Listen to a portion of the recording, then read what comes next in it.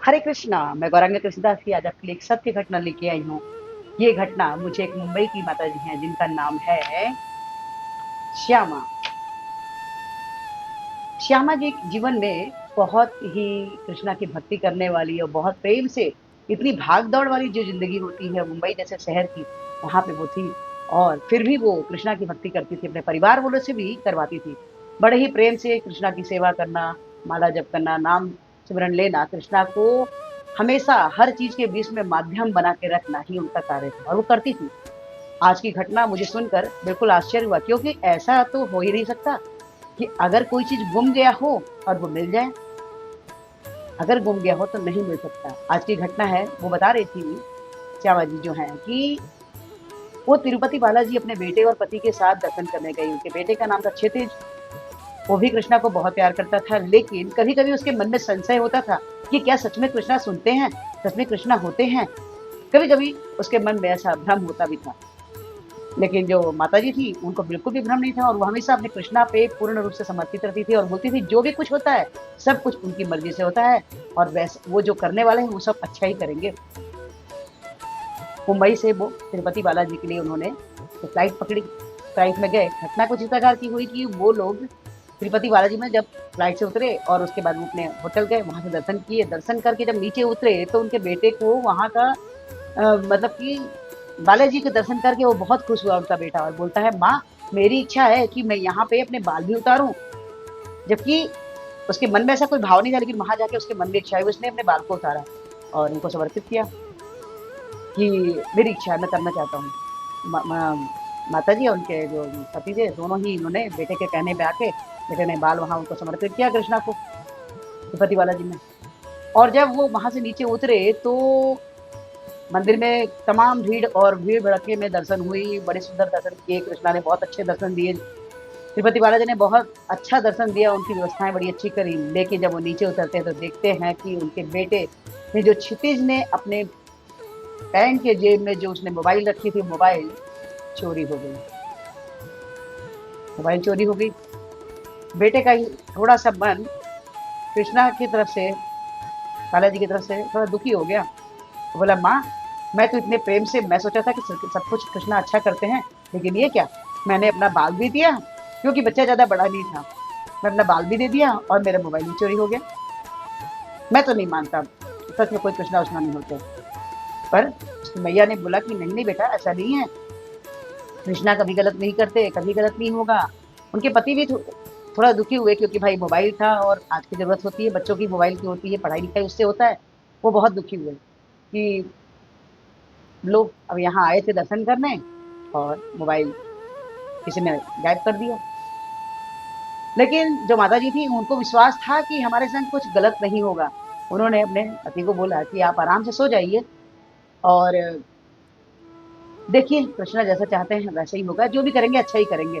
और वो चुपचाप शांति से बैठकर चैंटिंग करने लगी, हरि नाम कृपा, हरि की कृपा कितनी कितनी दिव्य और कितनी अच्छी होती है, कोई सोच भी नहीं सकता। अब उनके बेटे का मन तो दुखी हो गया था कि उसकी मोबाइल जो चली हो गई, चोरी जो हो गई।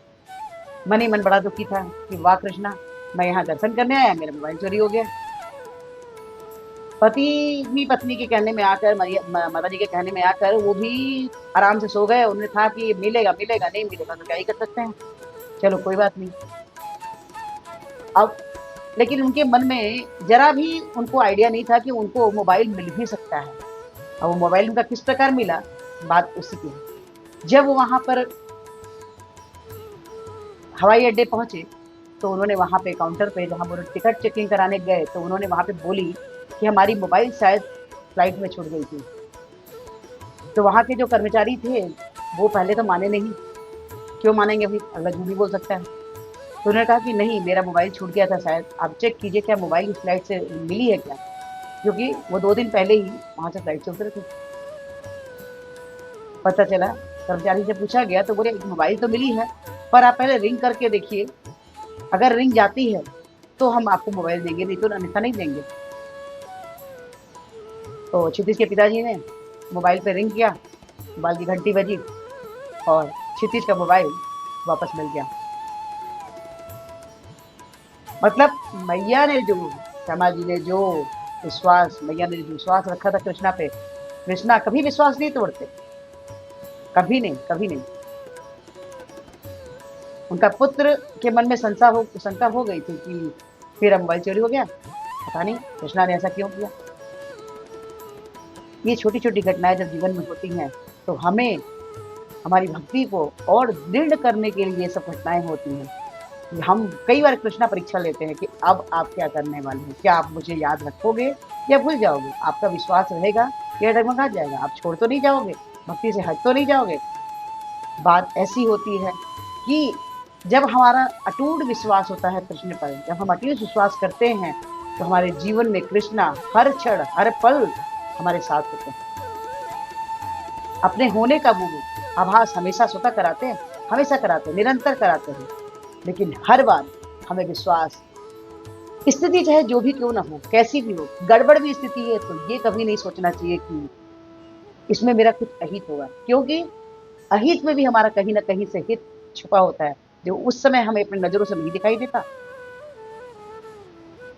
आखिर क्षितिज का विश्वास टूटा नहीं, क्योंकि उसने एक वैष्णव के आने पर, वैष्णव ने भी उन्हें चैंटिंग माला दी थी और कहा था कि प्रभु को याद करो और माला किया करो। क्षितिज ने माला नया नया शुरू ही किया था और उसके संग ये घटना घट गई थी, तो वो दुखी हो गया कि लगता है कि कृष्णा होते नहीं है। लेकिन जब उसके विश्वास को उसने देखा कि नहीं टूटा, अब क्षितिज बहुत अच्छे से कृष्णा की भक्ति करने लग गए। जीवन में